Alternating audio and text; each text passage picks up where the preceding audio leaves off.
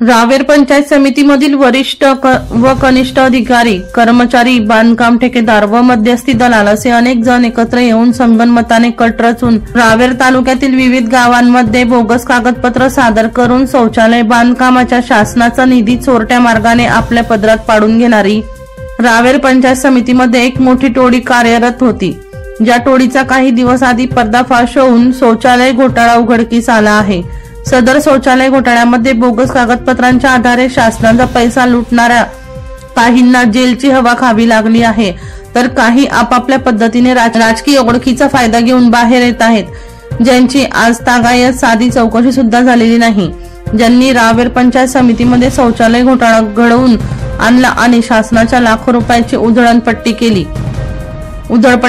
नेमके ते घोटाळेबाज कोण आहेत, त्यांना जनतेच्या समोर येण्यासाठी वरिष्ठ स्तरावरून रावेर पंचायत समिती शौचालय घोटाळा प्रकरणाची नव्याने पुन्हा सखोल चौकशी करण्यात यावी आणि या घोटाळ्यात पंचायत समिती अधिकारी व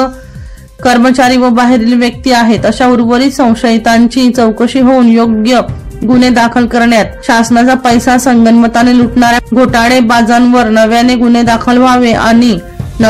दाखल व्हावे आणि शासनाच्या पैशांची वसुली करण्यात यावी। शौचालय घोटाळ्यातील दोषी कोण ते पुढील सत्रात समोर येईल। पोलीस राऊंड न्यूजचे मुख्य संपादक शेखर सोनवणे यांचा रिपोर्ट, नाशिक।